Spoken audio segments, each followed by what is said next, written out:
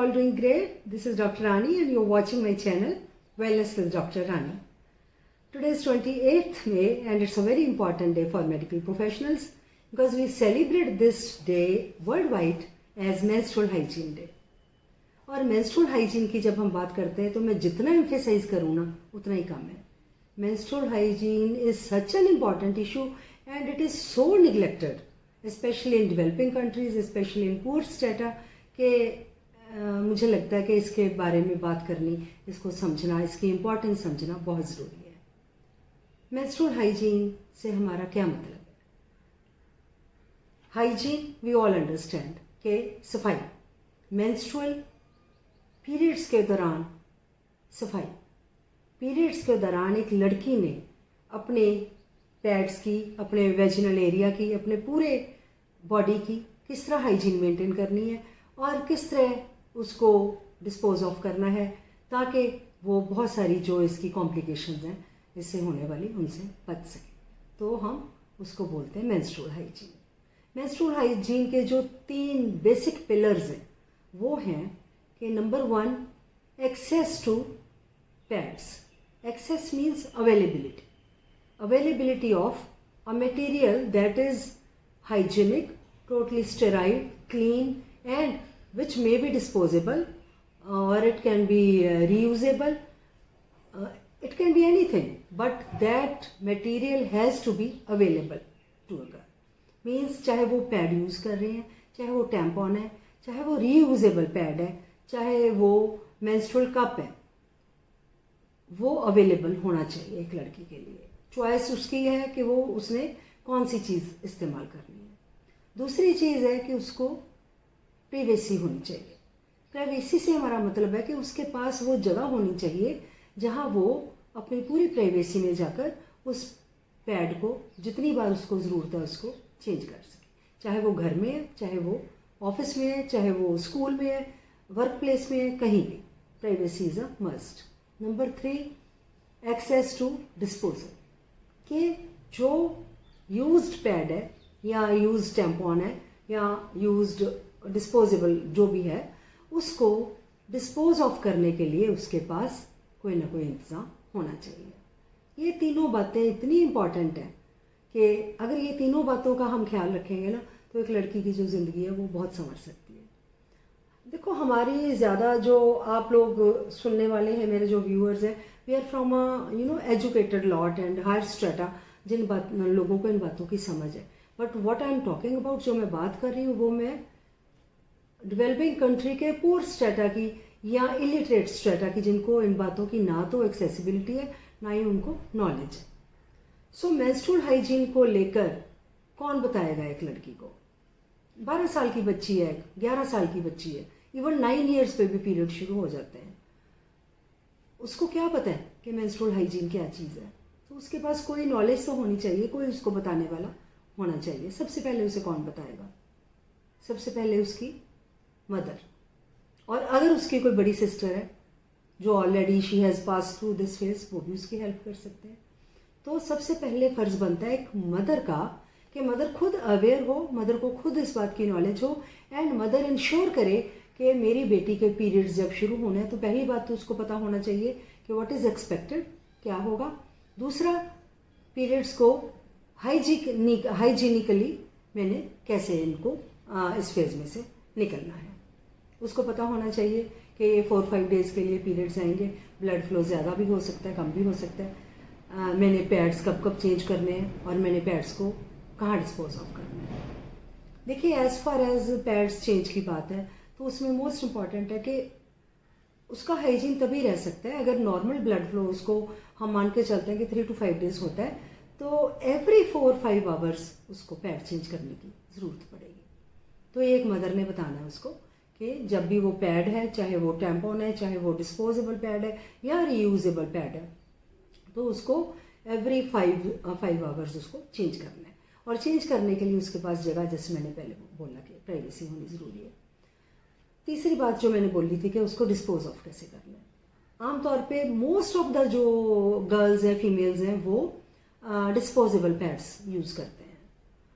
उनको जब हम उनको डिस्पोज ऑफ करते हैं, जब हम पैड अपने लगाते हैं तो उसके एक नीचे एक स्टिकी लाइनिंग लगी होती है जो उतर जाती है। जब हमने उसको डिस्पोज ऑफ करना है, इसको रोल करके वो जो स्टिकी मटेरियल है, it's a sort of tape, उसको हम उसके ऊपर रोल कर देंगे। रोल करके हम उसको डस्टबिन में फेंकेंगे, उसको हम फ्लश में नहीं फेंकेंगे क्योंकि वो फ्लश नहीं होता। इसमें काफ़ी मटेरियल है जो प्लास्टिक का भी होता है, which is not a good thing to use, लेकिन क्योंकि जब हम प्लास्टिक के बिना का ऑर्गेनिक वाला यूज़ करते हैं तो उसकी कॉस्ट उतनी हाई हो जाती है and that is not pocket friendly for everybody. तो उसको डिस्पोज ऑफ करने का तरीका जो है वो पता होना चाहिए। इसके अलावा जो एक लड़की को पता होना चाहिए कि अगर मैं हाइजीन मेंटेन नहीं करूँगी तो उससे क्या क्या नुकसान हो सकते हैं।